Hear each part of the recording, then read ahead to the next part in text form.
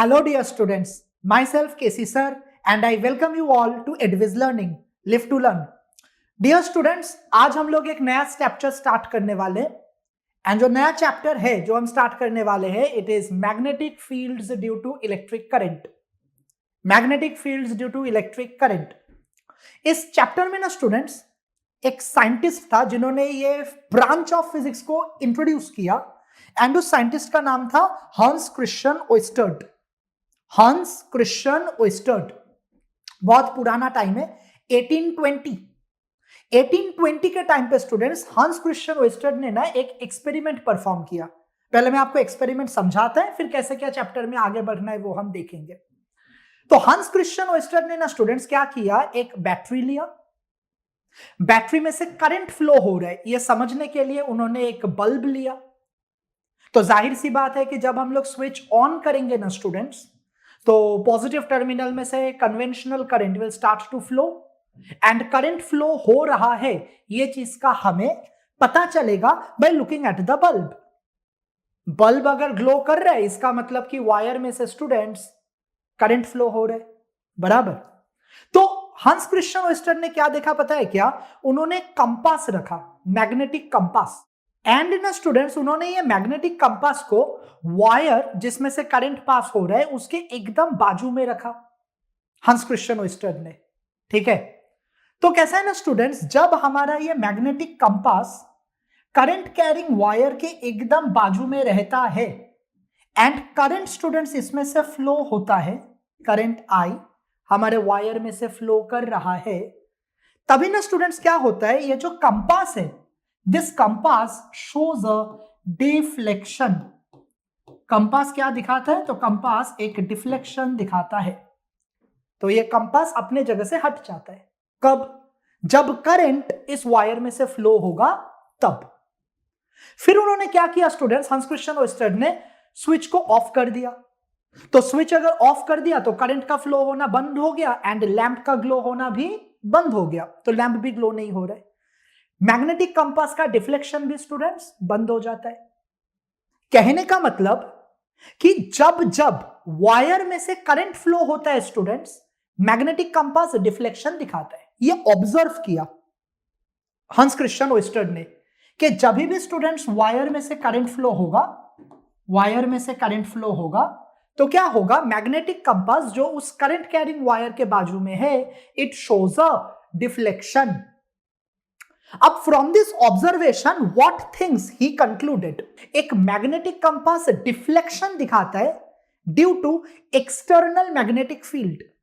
Magnetic compass, ये जो magnetic needle है ना, वो अपने जगह से डिफ्लेक्ट होगा जब उसके बाजू में एक बार मैग्नेट हम रखेंगे तब. अगर एक बार मैग्नेट को स्टूडेंट्स मैग्नेटिक कंपास के बाजू में रखा गया तो ये बार मैग्नेट के मैग्नेटिक फील्ड के वजह से हमारा जो कंपास है ना स्टूडेंट्स, वो कंपास डिफ्लेक्ट होगा. So when the bar magnet is brought close to this compass, the compass shows a deflection. तो फ्रॉम दिस ना स्टूडेंट्स हम ये कंक्लूड कर सकते हैं कि एक एक्सटर्नल मैग्नेटिक फील्ड के वजह से कंपास डिफ्लेक्शन दिखाता है. अगर मान लो ये एक्सपेरिमेंट भूल जाओ, हमारे पास कोई वायर नहीं है, कोई बैटरी नहीं है, कोई बल्ब नहीं है, एक्सपेरिमेंट भूल जाओ, सिर्फ स्टूडेंट्स हमारे पास कंपास है एंड इस कंपास के बाजू में ना एक बार मैग्नेट मैंने रखा लाइक दिस. तो अगर ये बार मैग्नेट कंपास के बाजू में हमने रखा तो इस बार मैग्नेट के मैग्नेटिक फील्ड के वजह से ना स्टूडेंट्स, इस बार मैग्नेट के मैग्नेटिक फील्ड के वजह से हमारा कंपास डिफ्लेक्शन दिखाएगा. ये चीज तो हम सबको मालूम है क्योंकि बार मैग्नेट अपने चारों तरफ मैग्नेटिक फील्ड प्रोड्यूस करते हैं and magnetic field is capable of deflecting the compass. बराबर. अगर ना स्टूडेंट्स अब हम लोगों ने बार मैग्नेट को हटा दिया, we are now not using this bar magnet, लो हट गया, बार मैग्नेट को हटा दिया. तो बार मैग्नेट को हटाने के बाद जब ये एक्सपेरिमेंट को दोबारा परफॉर्म करे, मतलब कि हमारे बैटरी में से करंट फ्लो करे, वापस से स्टूडेंट्स बिना बार मैग्नेट के मौजूदगी के भी हमारा कंपास डिफ्लेक्शन दिखाता है. अभी तो कोई बार मैग्नेट नहीं है, फिर भी कंपास ने डिफ्लेक्शन दिखाया. तो इससे हंस क्रिश्चियन ओयस्टर्ड ने ऐसा कंक्लूड किया कि जो करंट कैरिंग वायर है ना स्टूडेंट्स, वो भी एक बार मैग्नेट की तरह बिहेव करता है। जो ये करंट कैरिंग वायर है ना students, that current carrying wire behaves as a bar magnet. हमारा ये करंट कैरिंग वायर एक बार मैग्नेट की तरह बिहेव करता है एंड ये बार मैग्नेट इस कंपास को डिफ्लेक्शन दिखाता है। तो इससे स्टूडेंट्स हमारे चैप्टर का नाम गिरा कि magnetic field due to electric current, यानी करंट के वजह से मैग्नेटिक फील्ड प्रोड्यूस होता है।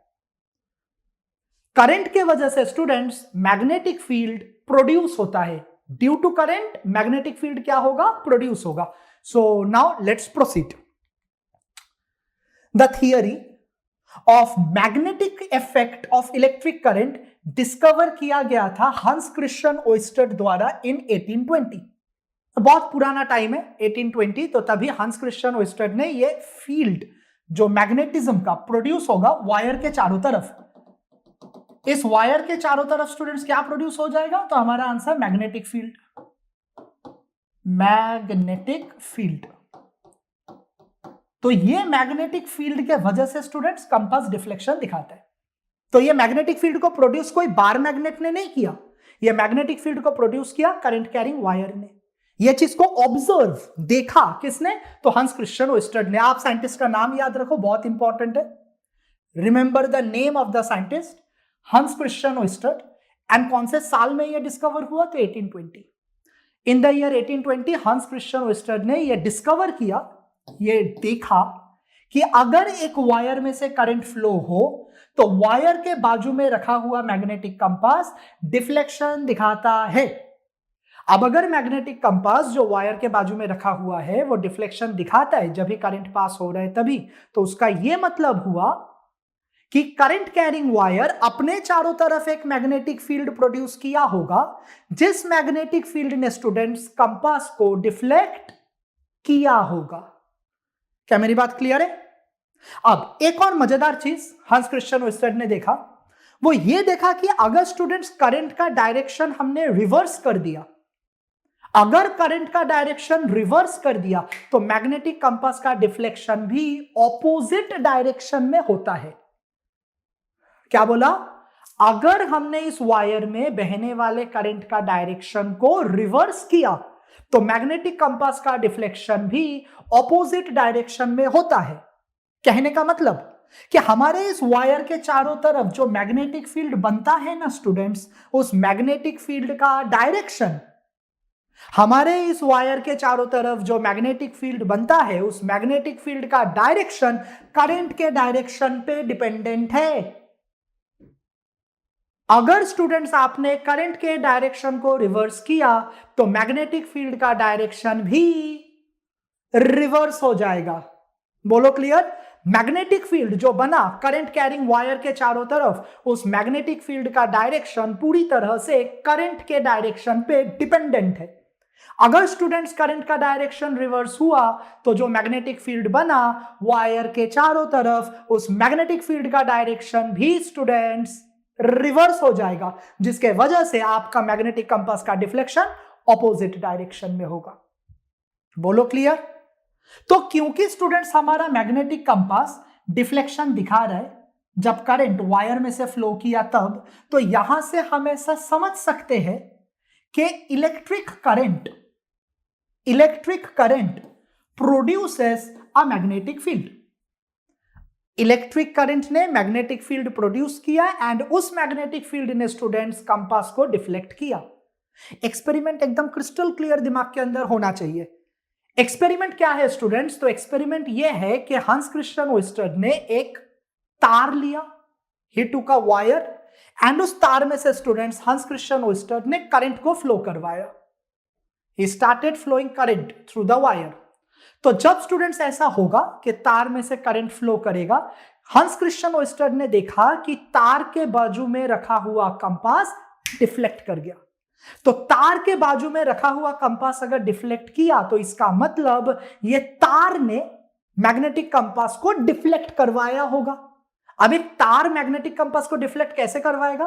तो हंस क्रिश्चियन ओयस्टर ने ऐसे बोला कि जब तार में से करंट फ्लो करता है, तार में से स्टूडेंट्स करंट फ्लो करता है तो वो करंट ना अपने चारों तरफ मैग्नेटिक फील्ड प्रोड्यूस करता है।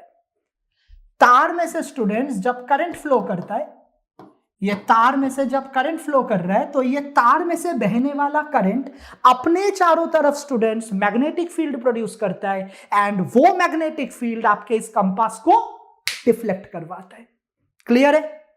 Very good. जब करंट वायर में से बहता है हम ऐसा ऑब्जर्व करते हैं कि मैग्नेटिक कंपास डिफ्लेक्ट होता है। वही तो बोल रहे हैं।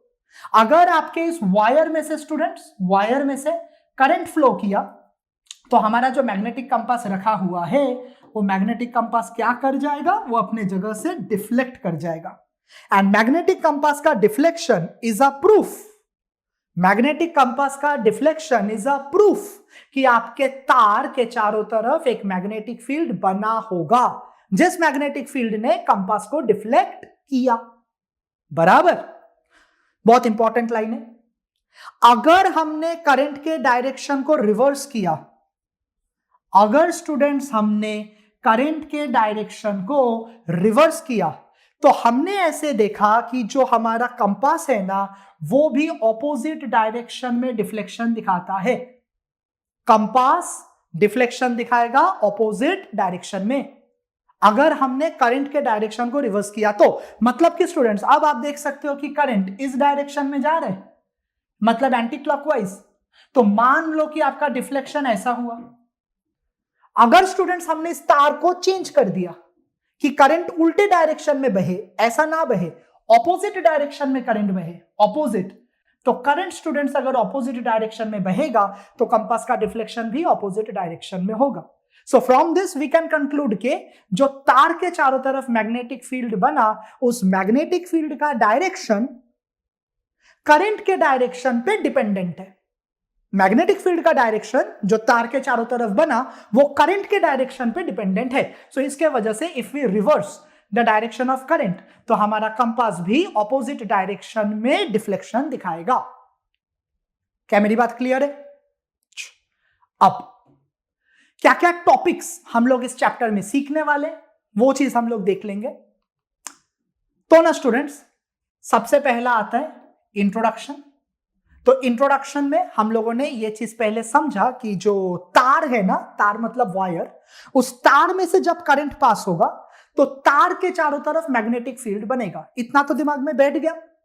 If you have a wire and wire में से करंट फ्लो हो रहा है, वायर में से करंट फ्लो कर रहा है तो वायर के चारों तरफ क्या बनेगा? Magnetic field. वायर के चारों तरफ मैग्नेटिक फील्ड बनेगा। ये चीज तो सीख लिया। अब आगे क्या सीखना है? इस मैग्नेटिक फील्ड का डायरेक्शन कैसे मिलेगा। वायर में से करंट फ्लो किया तो वायर के चारों तरफ मैग्नेटिक फील्ड बन गया। इस मैग्नेटिक फील्ड का डायरेक्शन कैसे मिलेगा ये हम इंट्रोडक्शन में सीखेंगे। तो हम लोग जो रूल सीखने वाले हैं ना स्टूडेंट्स इंट्रोडक्शन में, that is called as right hand thumb rule. Right hand thumb rule ये हम लोग इंट्रोडक्शन में सीखने वाले। तो क्या रूल है वो हम लोग देखते हैं नेक्स्ट स्लाइड में। सो राइट हैंड थंब रूल, इससे पता चलेगा कि मैग्नेटिक फील्ड का डायरेक्शन क्या होगा। इतना तो आपको समझ में आया ओएस्टर्स एक्सपेरिमेंट से कि तार में से करंट फ्लो होगा तो तार के चारों तरफ मैग्नेटिक फील्ड बनेगा। उस मैग्नेटिक फील्ड का डायरेक्शन कैसे मिलेगा, this we will study in introduction. उसके बाद स्टूडेंट्स हम ये देखेंगे कि एक चार्ज के ऊपर कितना फोर्स लगता है। अब चार्ज के ऊपर स्टूडेंट्स कितना फोर्स लगेगा वो इस पे डिपेंड करता है कि आपने चार्ज को किधर रखा। आपने चार्ज को इलेक्ट्रिक फील्ड में रखा या मैग्नेटिक फील्ड में रखा। अकॉर्डिंगली स्टूडेंट्स चार्ज पे लगने वाले फोर्स का वैल्यू अलग अलग होता है। ये कंसेप्ट पे ना स्टूडेंट्स साइक्लोट्रॉन एक इंस्ट्रूमेंट है। ये इंस्ट्रूमेंट से हम पॉजिटिव चार्ज को एक्सेलरेट करते। यूजिंग दिस इंस्ट्रूमेंट ना हम पॉजिटिव चार्ज को एक्सेलरेट करते। तो इसका वर्किंग प्रिंसिपल एंड इसका कंस्ट्रक्शन हमको सीखना है साइक्लोट्रॉन में। ठीक है, एक चार्ज में हेलिकल मोशन कैसे दिया जा सकता है। How to make a charge move in a helical path. मतलब कि स्टूडेंट्स ये आपका चार्ज है तो ये चार्ज को ऐसे हेलिकल वे में, हेलिकल इसको हेलिक्स कहते हैं students, this is called as a helix. तो आप एक चार्ज को ऐसा हेलिकल पाथ में कैसे मूव करवाओगे, this we will study in the 4th module. एक करंट कैरिंग वायर पे कितना फोर्स लगेगा, एक करंट कैरिंग वायर पे कितना फोर्स लगेगा जब हमने उसको मैग्नेटिक फील्ड में डाला। ये चीज हमको सीखना है, प्लस इसका डायरेक्शन भी देखना है कि ये फोर्स का डायरेक्शन क्या होगा। इसका फॉर्मूला ना स्टूडेंट्स मैं आपको अभी बता देता है, फॉर्मूला होता है ILB साइन थीटा। ऑब्वियसली हम लोग इसको डिराइव करेंगे। दिस इज द फोर्स जो एक वायर पे लगेगा जब उस वायर में से करंट फ्लो कर रहा है, एंड हमने उस वायर को मैग्नेटिक फील्ड में रखा। करंट कैरिंग वायर को जब मैग्नेटिक फील्ड में रखा, उस पे लगने वाला फोर्स इतना होता है। कैसे ये फॉर्मूला आया, फोर्स का डायरेक्शन क्या है, ये सब चीजें हम इस मॉड्यूल में सीखेंगे। अगर स्टूडेंट्स हमारे पास एक लूप है, लूप मतलब समझते हो, a closed path of wire. अगर हमारे पास एक वायर का क्लोज्ड पाथ है एंड उस लूप में से स्टूडेंट्स करंट पास हो रहा है, तो उस लूप के ऊपर ना टॉर्क लगेगा। कितना टॉर्क लगेगा ये हमको 6th इस टॉपिक में सीखना है कि how much torque will act on a current carrying loop. ये स्टूडेंट्स आपके टॉर्क का सिंबल है। तो जो टॉर्क लगेगा आपके करंट कैरिंग लूप पे, उस टॉर्क का formula is NIAB sine theta. NIAB sine theta, ये भी हम डिराइव करेंगे, हम इसको भी देखेंगे कि ये फॉर्मूला कैसे आया। यहां पे स्टूडेंट्स N होता है नंबर ऑफ टर्न्स, कि आपके कॉइल में कितने सारे टर्न्स है। I होता है कॉइल में से बहने वाला करंट। A होता है एरिया, लूप का एरिया। B होता है मैग्नेटिक फील्ड, जिस मैग्नेटिक फील्ड में वो लूप है। And theta is the angle between the area vector and magnetic field. Detail में तो देखने वाले जब हम इस टॉपिक को सीखेंगे तब। एक नया डिवाइस के बारे में स्टूडेंट्स हमें सीखना है, which is called as moving coil galvanometer, MCG, moving coil galvanometer. तो moving coil galvanometer basically students होता है एमीटर, जिसका काम होता है करंट मेजर करना। तो how to design a moving coil galvanometer, उसको हम स्टडी करने वाले हैं। बायो-सैवर्ट्स लॉ स्टूडेंट्स एंड इधर Ampere's law. Biot Savart's law and Ampere's law, ये स्टूडेंट्स दो लॉज हैं जिसको हम यूज करते हैं मैग्नेटिक फील्ड का वैल्यू निकालने के लिए। दोनों अलग अलग लॉज है, अलग अलग वैज्ञानिकों ने ये लॉ दिया, पर दोनों का फंक्शन वही है। हम बायो-सैवर्ट्स लॉ एंड एम्पियर्स लॉ से ये फाइंड आउट करेंगे कि मैग्नेटिक फील्ड का वैल्यू कितना है जो एक करंट कैरिंग वायर ने प्रोड्यूस किया। करंट कैरिंग वायर प्रोड्यूस करता है ना अपने चारों तरफ मैग्नेटिक फील्ड, तो उस मैग्नेटिक फील्ड का वैल्यू कितना होगा ये हम एम्पियर्स लॉ एंड बायो-सैवर्ट्स लॉ से फाइंड आउट कर सकते हैं। हमको स्टूडेंट्स फिर बायो-सैवर्ट्स लॉ का एप्लीकेशन दिया है। तो एप्लीकेशन बायो-सैवर्ट्स लॉ का यह है कि हमें B का वैल्यू फाइंड आउट करना है एक स्ट्रेट करंट कैरिंग वायर के बाजू में। मतलब स्टूडेंट्स अगर मेरे पास इस तरह से एक वायर है, स्ट्रेट एंड ये स्ट्रेट वायर में से करंट पास हो रहा है, तो डेफिनेटली ये स्ट्रेट करंट कैरिंग वायर के बाजू में मैग्नेटिक फील्ड बनेगा। एंड उस मैग्नेटिक फील्ड का वैल्यू कितना होगा, स्ट्रेट करंट कैरिंग वायर के बाजू में मैग्नेटिक फील्ड कितना होगा, ये बायो-सैवर्ट्स लॉ को यूज करके हम फाइंड आउट करेंगे। ठीक है, बहुत बढ़िया। फिर स्टूडेंट्स हमको देखना है कि what is the force acting between two parallel current carrying wires. अगर स्टूडेंट्स हमारे पास दो करंट कैरिंग वायर्स है, तो ये दोनों करंट कैरिंग वायर्स ना एक दूसरे पे फोर्स लगाता है। कितना फोर्स लगाएगा that we will study in this. Biot Savart's law का ही एक एप्लीकेशन है स्टूडेंट्स कि मैग्नेटिक फील्ड हमको प्रोड्यूस करना है, produce by arc of a current carrying coil. ये स्ट्रेट वायर था ना स्टूडेंट्स, ये तो स्ट्रेट वायर था, वायर वाज स्ट्रेट। अगर वायर स्ट्रेट ना होते हुए वायर ऐसे आर्क में हो, वायर स्ट्रेट नहीं है, वायर अगर आर्क में है, आर्क स्टूडेंट्स, आर्क, तो अगर आपका वायर ऐसा आर्क में हो एंड वायर में से करंट पास करता हो, तो ये आर्क वाले वायर के बाजू में मैग्नेटिक फील्ड कितना बनेगा, ये हमको फाइंड आउट करना है। बहुत सारी चीजें सीख जाएंगे by the time this chapter will be completed. हर एक टॉपिक को स्टूडेंट्स खूबसूरती के साथ आप लोगों को सिखाया जाएगा। एंड लास्ट हम लोगों को दो डिवाइसेस सीखने, एक सोलेनॉइड है एंड एक टोरॉइड है। तो सोलेनॉइड एंड टोरॉइड किस प्रिंसिपल पे काम करते हैं एंड कैसे काम करते हैं, ये चीज हम सीखने वाले हैं। These are the topics that we need to learn in this chapter. Clear है? अब आपको याद है इंट्रोडक्शन में क्या सीखना था, right hand thumb rule. So will now start with introduction, जिसमें कि हम राइट हैंड थंब रूल को सीखने वाले हैं। ठीक, लेट्स बिगिन। तो ना students, we are starting with right hand thumb rule.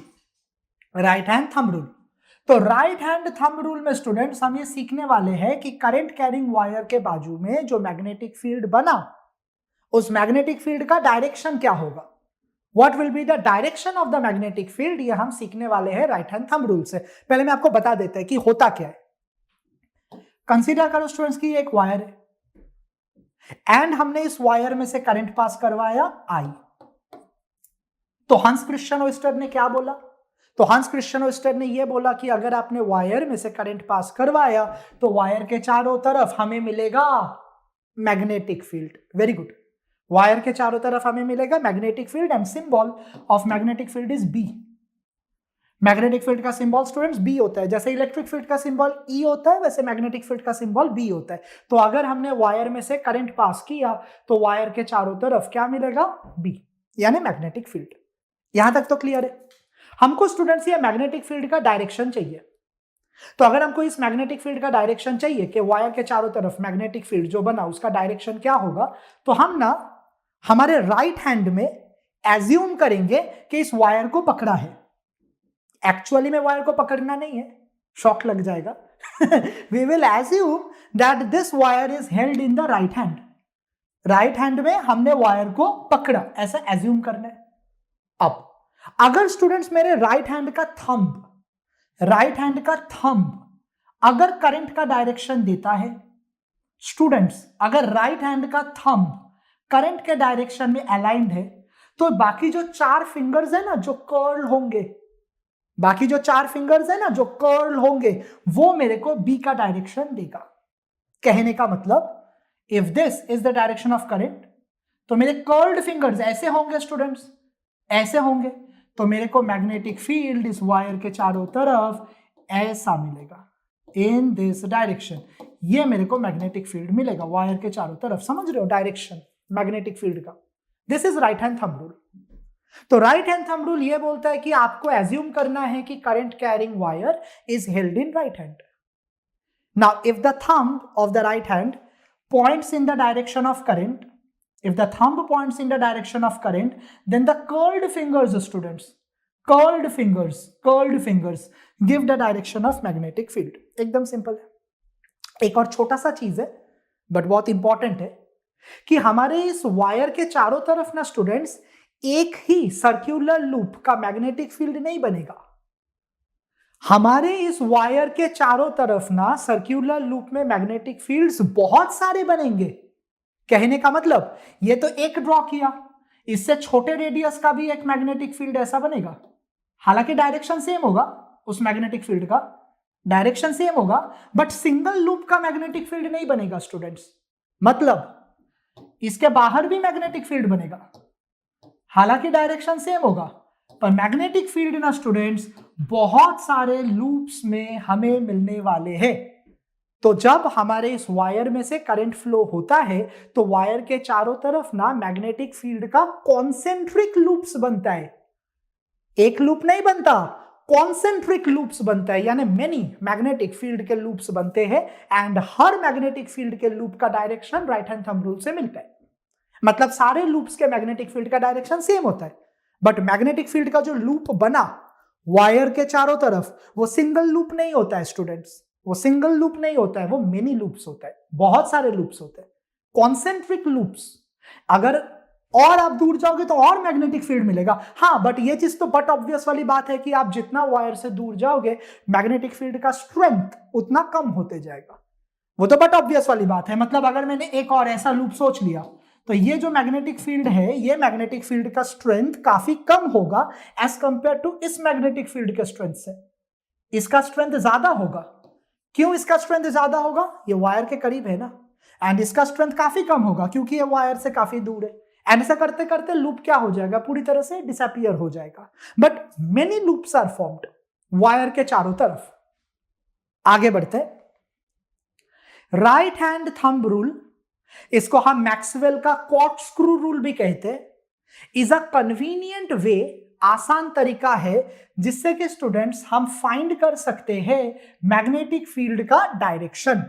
We can easily find the direction of the magnetic field. Magnetic field का डायरेक्शन फाइंड करना है। मैग्नेटिक फील्ड का डायरेक्शन फाइंड करने के लिए we make use of this right hand thumb rule जो तुमको अभी सिखाया। एंड ये कौन से मैग्नेटिक फील्ड का डायरेक्शन मिलेगा? जो मैग्नेटिक फील्ड बना करंट कैरिंग वायर के वजह से। अगर एक वायर में से करंट पास हो तो उस वायर के चारों तरफ मैग्नेटिक फील्ड बनेगा। ऐसे मैग्नेटिक फील्ड का direction right hand thumb rule से मिलेगा, क्योंकि हमको मालूम है मैग्नेटिक फील्ड एक और तरीके से मिलता है, बार मैग्नेट। अगर मेरे पास एक बार मैग्नेट हो तो उस बार मैग्नेट के चारों तरफ भी तो मैग्नेटिक फील्ड होगा। तो उस बार मैग्नेट के चारों तरफ के मैग्नेटिक फील्ड का direction right hand thumb rule से हम नहीं निकाल सकते, क्योंकि वो तो बार मैग्नेट का मैग्नेटिक फील्ड है ना। बार मैग्नेट का magnetic field students N pole से निकलता है, एस पोल के अंदर जाता है। N pole of the bar magnet से निकल के एस पोल के अंदर जाएगा बार मैग्नेट का मैग्नेटिक फील्ड। उसके बारे में इस चैप्टर में बात नहीं कर रहे।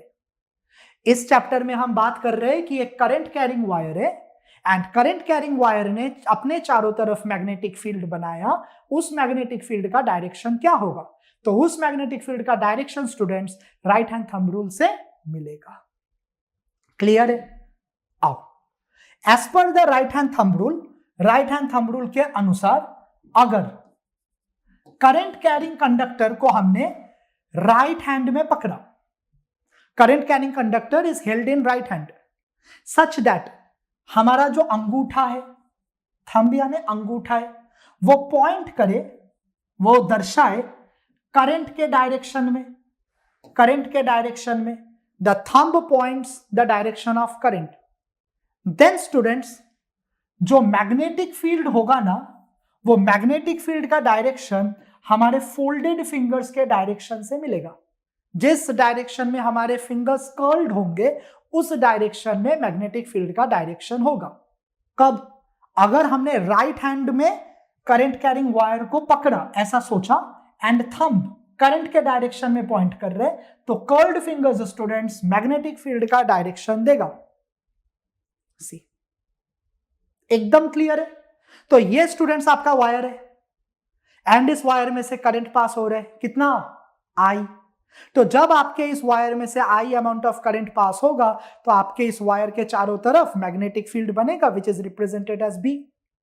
इस मैग्नेटिक फील्ड का डायरेक्शन स्टूडेंट्स आपके कर्ल्ड फिंगर्स के डायरेक्शन में होगा। Crystal clear? Thumb should point in the direction of current students. अंगूठा करंट के डायरेक्शन में पॉइंट करना चाहिए, तब तुम्हें अपने वायर के चारों तरफ मैग्नेटिक फील्ड का डायरेक्शन क्या होगा वो पता चल जाएगा। एंड एक और चीज क्या बोला था, सिंगल मैग्नेटिक फील्ड का लूप नहीं बनता है एक मैग्नेटिक फील्ड का लूप नहीं बनेगा, you will get many magnetic field के लूप्स, मेनी। हाँ, इसके बाहर भी होगा, उसका स्ट्रेंथ कम होगा बट होगा। You will get many magnetic field के लूप्स जिसका डायरेक्शन आपके इस राइट हैंड के कर्ल्ड फिंगर के डायरेक्शन से मिलेगा। Thumb should point the direction of the current. एकदम सिंपल है। दो ही चीज तो सीखा अभी तक। एक वायर है, वायर में से करंट पास हो रहा है तो वायर के चारों तरफ बनेगा मैग्नेटिक फील्ड एंड इस मैग्नेटिक फील्ड का डायरेक्शन मिलेगा भाई right hand thumb rule. Simple, पूरा समराइज कर दिया। वायर में से करंट पास हो रहा है तो वायर के चारों तरफ बनेगा मैग्नेटिक फील्ड, मैग्नेटिक फील्ड का डायरेक्शन मिलेगा भाई right hand thumb rule. Very good. अब अगर स्टूडेंट्स करंट का डायरेक्शन हमने रिवर्स किया, अगर हमने करंट का डायरेक्शन रिवर्स किया तो ये जो मैग्नेटिक फील्ड का डायरेक्शन है ना वो भी रिवर्स हो जाएगा। अरे तभी तो तुम्हारा कंपास ऑपोजिट डायरेक्शन में डिफ्लेक्ट हो रहा था। अगर हमने करंट के डायरेक्शन को रिवर्स किया ना स्टूडेंट्स तो हमारे मैग्नेटिक फील्ड का डायरेक्शन भी रिवर्स हो जाएगा। सी दिस, करंट इधर स्टूडेंट्स किधर जा रहा है? ऊपर। अगर आपका करंट ऊपर जा रहा है तो मेरा थंब किधर पॉइंट कर रहा है? ऊपर। ऐसे टाइम पे स्टूडेंट्स कर्ल्ड फिंगर्स कौन से डायरेक्शन में? तो कर्ल्ड फिंगर्स है एंटी क्लॉकवाइज डायरेक्शन में। तो मैग्नेटिक फील्ड का डायरेक्शन क्या है? एंटी क्लॉकवाइज डायरेक्शन है कि नहीं स्टूडेंट्स? अगर मैंने करंट के डायरेक्शन को, करंट किधर जा रहा था? ऊपर, अगर मैंने करंट के डायरेक्शन को नीचे कर दिया, अगर स्टूडेंट्स मैंने करंट के डायरेक्शन को नीचे कर दिया तो ऐसे टाइम पे मेरा थंब नीचे पॉइंट करना चाहिए, थंब नीचे पॉइंट करना चाहिए। ऐसे टाइम पे कर्ल्ड फिंगर्स कौन से डायरेक्शन में? तो क्लॉकवाइज डायरेक्शन में, यानी मैग्नेटिक फील्ड का डायरेक्शन क्लॉकवाइज है।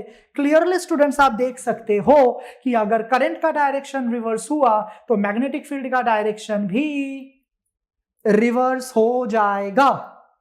तो यही स्टूडेंट्स लेक्चर के स्टार्टिंग में मैं आपको बता रहा था कि मैग्नेटिक फील्ड का डायरेक्शन करंट के डायरेक्शन पे डिपेंडेंट है। मैग्नेटिक फील्ड का डायरेक्शन करंट के डायरेक्शन पे डिपेंडेंट है। अगर आपने करंट के डायरेक्शन को रिवर्स किया तो मैग्नेटिक फील्ड का डायरेक्शन भी रिवर्स हो जाएगा। क्लियर है? ओके, बिफोर आई प्रोसीड मेरे को एक बार चाहिए, क्योंकि I want this to be inside your heart, दिल के अंदर बैठ जाना चाहिए। क्या?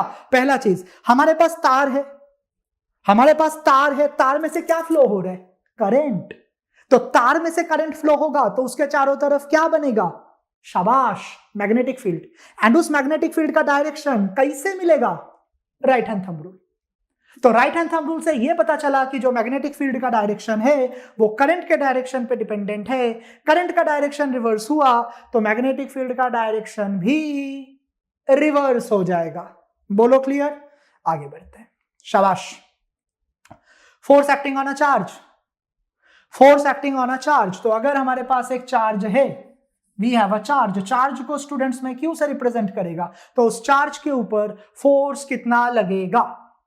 How much force a charge will experience. तो कैसा है ना स्टूडेंट्स, एक चार्ज के ऊपर कितना फोर्स लगेगा वो इस पे डिपेंड करता है कि हमारा चार्ज इलेक्ट्रिक फील्ड में है कि मैग्नेटिक फील्ड में। दोनों फील्ड में ना चार्ज के ऊपर लगने वाला फोर्स अलग अलग होता है। दोनों फील्ड में ना चार्ज के ऊपर लगने वाला फोर्स अलग अलग होता है। अगर आपने चार्ज को इलेक्ट्रिक फील्ड में रखा तो फोर्स होता है Q इंटू ई। डिटेल में तो बताएगा, पहले आप लर्न कर लो फॉर्मूला। चार्ज को तुमने रखा इलेक्ट्रिक फील्ड में तो फोर्स लगेगा Q इंटू ई। वही अगर स्टूडेंट्स तुमने चार्ज को मैग्नेटिक फील्ड में रखा तो मैग्नेटिक फील्ड में चार्ज पे फोर्स लगेगा QVB साइन थीटा।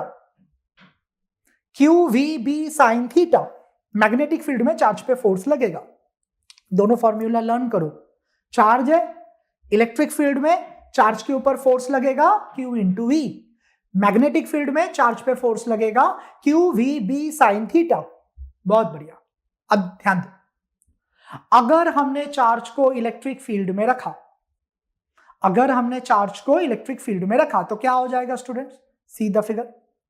ये ग्रीन कलर के जो एरोज दिख रहे they are your electric field. ये ग्रीन कलर के जो एरोज दिख रहे they are your electric field. तो ये इलेक्ट्रिक फील्ड का डायरेक्शन है। एंड इस इलेक्ट्रिक फील्ड के अंदर स्टूडेंट्स हमने चार्ज को रखा। तो जब हमने चार्ज को इलेक्ट्रिक फील्ड में रखा तो हमारे चार्ज के ऊपर स्टूडेंट्स फोर्स लगेगा। एंड जो फोर्स लगेगा उस फोर्स का फॉर्मूला लर्न कर लो, नोटबुक में लिख लो। Formula for the force is Q into E. बहुत ही बेसिक फॉर्मूला है स्टूडेंट्स जो आपको लर्न करना है कि अगर इलेक्ट्रिक फील्ड में चार्ज है तो चार्ज पे फोर्स लगता है Q into E. It should be deep inside your brain. Charge electric field में है तो उस पर फोर्स लगेगा Q इंटू ई। अच्छा, ये फोर्स का डायरेक्शन स्टूडेंट्स, ये फोर्स का डायरेक्शन, बी विथ मी। अगर स्टूडेंट्स आपका चार्ज पॉजिटिव है, अगर आपका चार्ज पॉजिटिव है तो चार्ज पे लगने वाले फोर्स का डायरेक्शन ना स्टूडेंट्स, फोर्स का डायरेक्शन इलेक्ट्रिक फील्ड के डायरेक्शन के साथ सेम होगा। अगर आपका चार्ज पॉजिटिव है तो चार्ज पे लगने वाले फोर्स का डायरेक्शन इलेक्ट्रिक फील्ड के डायरेक्शन के साथ सेम होगा। मतलब आपका पॉजिटिव चार्ज इलेक्ट्रिक फील्ड के डायरेक्शन में जाता है, आपका पॉजिटिव चार्ज इलेक्ट्रिक फील्ड के डायरेक्शन में जाता है। सो जिस डायरेक्शन में इलेक्ट्रिक फील्ड होगा पॉजिटिव चार्ज पे फोर्स उसी डायरेक्शन में लगेगा। मान लो मैंने एक नेगेटिव चार्ज रखा वही इलेक्ट्रिक फील्ड में, तो ये स्टूडेंट्स हमारा इलेक्ट्रिक फील्ड है। Electric field is represented as E. And इस इलेक्ट्रिक फील्ड के अंदर मैंने जो चार्ज रखा वो एक नेगेटिव चार्ज रखा। तो नेगेटिव चार्ज के ऊपर भी स्टूडेंट्स फोर्स आपका Q इंटू ई ही लगेगा। नेगेटिव चार्ज के ऊपर भी फोर्स का मैग्नीट्यूड उतना ही लगेगा Q इंटू ई। हालांकि नेगेटिव चार्ज के ऊपर लगने वाले फोर्स का डायरेक्शन स्टूडेंट्स ऑपोजिट होगा to the direction of electric field. जिस डायरेक्शन में इलेक्ट्रिक फील्ड है ना उसके ऑपोजिट डायरेक्शन में नेगेटिव चार्ज पे फोर्स लगेगा। तो आपका नेगेटिव चार्ज हमेशा फील्ड के ऑपोजिट डायरेक्शन में फ्लो करता है। I want you all to note it down. आप ये लाइन लिखो, positive charge experiences a force, positive charge experiences a force in the direction of electric field. Positive charge experiences a force in the direction of electric field. Positive charge experiences a force in the direction of electric field. Full stop. Negative charge experiences a force. Negative charge experiences a force opposite to the direction of electric field. Negative charge experiences a force opposite to the direction of electric field. बाकी force का formula तो same ही है, Q into ई, बराबर। अब ना students हम ये सोचेंगे कि हमने चार्ज को इलेक्ट्रिक फील्ड में नहीं तो मैग्नेटिक फील्ड में रखा। अगर हमने स्टूडेंट्स चार्ज को मैग्नेटिक फील्ड में रखा, चार्ज मैग्नेटिक फील्ड में रखा गया एंड चार्ज मैग्नेटिक फील्ड में मूव कर रहे हैं, charge is moving in a magnetic field, तो चार्ज पे कितना फोर्स लगेगा? देखो, हम स्टूडेंट्स ऐसा कहेंगे कि चार्ज पे लगने वाला जो फोर्स होगा उस फोर्स का value Q into V bar cross P bar होगा। यह फॉर्म्यूला है। This is the value of the force, this is the value of the force जो स्टूडेंट्स हमारे मूविंग चार्ज पे लगेगा जब हमारा मूविंग चार्ज मैग्नेटिक फील्ड में है तब। तो अगर स्टूडेंट्स हमारा मूविंग चार्ज मैग्नेटिक फील्ड में है तो मैग्नेटिक फील्ड के अंदर चार्ज पे लगने वाला फोर्स इतना होगा। कितना होगा? तो Q V bar cross B bar, Q V bar cross B bar, that is the value of the force acting on a moving charge in a magnetic field. Formula याद रखना स्टूडेंट्स। अगर आप ध्यान से देखा ना तो ये force is actually cross product of velocity and magnetic field. अगर आपका फोर्स क्रॉस प्रोडक्ट है वेलोसिटी एंड मैग्नेटिक फील्ड का, तो क्रॉस प्रोडक्ट का रूल क्या था? क्रॉस प्रोडक्ट का रूल 11th स्टैंडर्ड में हमने ये कहा था कि क्रॉस प्रोडक्ट का आंसर हमेशा उन दोनों पैरामीटर्स से परपेंडिकुलर होगा। मतलब जिस डायरेक्शन में आपका V है एंड जिस डायरेक्शन में आपका B है, ये V एंड B दोनों से परपेंडिकुलर होगा F। फोर्स का डायरेक्शन V से परपेंडिकुलर, फोर्स का डायरेक्शन B से परपेंडिकुलर, क्योंकि आपका V and B cross product में। देखो, अगर स्टूडेंट्स आपका चार्ज का वेलोसिटी इधर है V एंड स्टूडेंट्स आपका मैग्नेटिक फील्ड ऐसा है अंदर B, तो जो फोर्स लगेगा ना स्टूडेंट्स, वो फोर्स आपके B के साथ भी परपेंडिकुलर है एंड आपके V के साथ भी परपेंडिकुलर है। विजुअलाइज करो, आपका V एंड B ना स्टूडेंट्स इस हॉरिजॉन्टल प्लेन पे मौजूद है, V एंड B ऐसे हॉरिजॉन्टल प्लेन पे मौजूद है एंड फोर्स कैसा लग रहा है स्टूडेंट्स? तो फोर्स ऐसा लग रहा है। तो अगर आपका फोर्स ऐसा लग रहा है तो आपका फोर्स ना स्टूडेंट्स B के साथ भी परपेंडिकुलर है एंड आपका फोर्स V के साथ भी परपेंडिकुलर है। बहुत इंपॉर्टेंट है कि मैग्नेटिक फील्ड के वजह से चार्ज पे लगने वाला फोर्स दोनों magnetic field as well as velocity से परपेंडिकुलर डायरेक्शन पे लगेगा। याद रहेगा। एंड स्टूडेंट्स ये फोर्स का वैल्यू कितना होगा? तो ये फोर्स का वैल्यू होगा Q into V bar cross B bar. Students cross product में क्या आता है? Sine theta. क्रॉस प्रोडक्ट है ना, क्रॉस प्रोडक्ट, तो उसमें क्या आता है? Sine theta. तो हम ऐसा कह सकते हैं कि force is Q into V into B into sign of theta. Q into V into B into sine theta, because it was V bar cross B बार ना, क्रॉस प्रोडक्ट यानी V B sine theta. Clear है students? अब आप सोचो कि ये force का value 0 कब कब हो सकता है। मतलब कि हमारा चार्ज ना मैग्नेटिक फील्ड में है, चार्ज ना स्टूडेंट्स मैग्नेटिक फील्ड में है। अब ना स्टूडेंट्स आप सोचो कि ये जो फोर्स है जो चार्ज पे लग रहा है, फोर्स का वैल्यू कितना था? तो Q V B sine theta. तो ये फोर्स का वैल्यू 0 कब होगा? चार्ज स्टूडेंट्स मैग्नेटिक फील्ड में है फिर भी चार्ज पे फोर्स 0 लग रहा है, ऐसा कब होगा? व्हेन इज इट पॉसिबल कि फोर्स का वैल्यू 0 हो? मैग्नेटिक फील्ड में चार्ज है स्टूडेंट्स फिर भी चार्ज पे फोर्स 0, कब हो सकता है? सोचो। पहला स्टूडेंट्स अगर ये V का वैल्यू 0 हो, अगर आपका V का वैल्यू 0 है तो 0 इंटू एनीथिंग इज 0 ना, मतलब कि तब आपके चार्ज पे कितना फोर्स लगेगा? 0। कब? जब आपका चार्ज मैग्नेटिक फील्ड में स्टेशनरी हो। अगर स्टूडेंट्स आपका चार्ज मैग्नेटिक फील्ड में मूव नहीं कर रहा है, चार्ज मैग्नेटिक फील्ड में रेस्ट पे है, चार्ज मैग्नेटिक फील्ड में स्टेशनरी है, तो चार्ज पे लगने वाला फोर्स जीरो होगा। ये पहला केस है जब फोर्स जीरो हो सकता है। दूसरा स्टूडेंट्स आपका ये फोर्स जीरो हो सकता है अगर थीटा का वैल्यू जीरो हो। थीटा का वैल्यू अगर जीरो हो, क्योंकि साइन जीरो जीरो होता है कि नहीं? साइन जीरो जीरो होता है। मतलब कि स्टूडेंट्स अगर आपका चार्ज मैग्नेटिक फील्ड के डायरेक्शन में ही मूव करे, अगर आपका चार्ज मैग्नेटिक फील्ड के डायरेक्शन में ही मूव करे तो वेलोसिटी एंड मैग्नेटिक फील्ड के बीच का एंगल जीरो हो जाएगा। ऐसे टाइम पे भी फोर्स जीरो होगा। कहने का मतलब कि स्टूडेंट्स अगर आपका चार्ज मैग्नेटिक फील्ड से परपेंडिकुलर डायरेक्शन में मूव करे, मैग्नेटिक फील्ड किधर है स्टूडेंट्स? तो मैग्नेटिक फील्ड का डायरेक्शन अगर आपको दिख रहा है, ये डायरेक्शन है किसका? मैग्नेटिक फील्ड का, यानी कि बी का। स्टूडेंट्स अगर आपका चार्ज इस मैग्नेटिक फील्ड के परपेंडिकुलर डायरेक्शन में मूव करे, वेलोसिटी किधर है? नीचे। तो अगर आपका चार्ज मैग्नेटिक फील्ड के परपेंडिकुलर डायरेक्शन में मूव करे, ऐसे टाइम पे आपका थीटा कितना है? 90 degree. Velocity and magnetic field के बीच में एंगल कितना है? 90 डिग्री। तो ऐसे टाइम पे स्टूडेंट्स फोर्स का वैल्यू मैक्सिमम होगा। क्यों फोर्स मैक्सिमम होगा? क्योंकि आपका force will be equals to Q into V into B into sine 90, and sine 90 ना स्टूडेंट्स 1 होता है। साइन 90 ना स्टूडेंट्स 1 होता है, so that will be nothing but Q into V into B into 1, this is the maximum force that can act on a charge.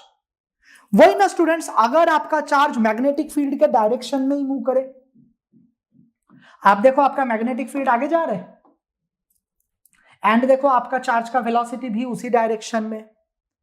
तो अगर students आपका charge magnetic field के डायरेक्शन में जा रहा है तो ऐसे टाइम पे थीटा का वैल्यू जीरो होगा, एंड अगर थीटा का वैल्यू जीरो है तो साइन जीरो कितना हो जाएगा? जीरो।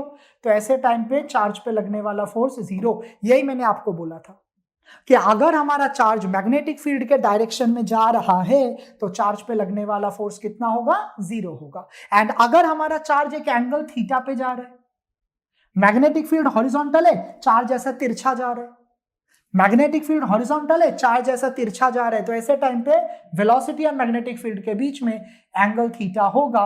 ऐसे टाइम पे चार्ज पे लगने वाला force is QVB sin theta. QVB sin theta. Clear है? तो स्टूडेंट्स हमको समझा कि अगर चार्ज इलेक्ट्रिक फील्ड में है तो चार्ज पे फोर्स लगेगा Q इंटू E, एंड अगर चार्ज मैग्नेटिक फील्ड में है तो चार्ज पे फोर्स लगेगा QVB sin थीटा। क्लियर है स्टूडेंट्स? अब ना हम ये सोचेंगे कि चार्ज पे हमने दोनों चीज लगाया, मतलब चार्ज पे हमने इलेक्ट्रिक फील्ड भी लगाया एंड मैग्नेटिक फील्ड भी लगाया। We are giving both the fields to the charge. Charge के ऊपर इलेक्ट्रिक फील्ड भी लगाया, मैग्नेटिक फील्ड भी लगाया, तो तुम सोचो कितना फोर्स लगेगा?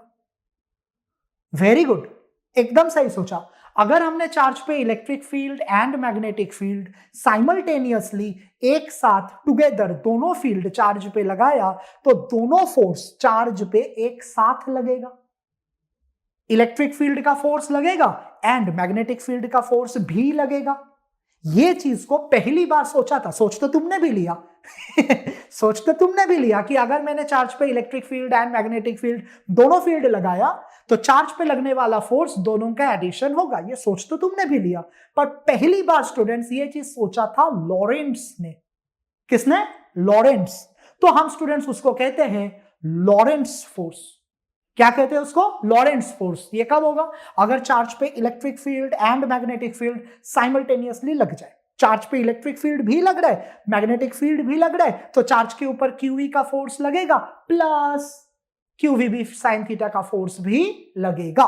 तो that is called as Lorentz force if both electric and magnetic field are present simultaneously.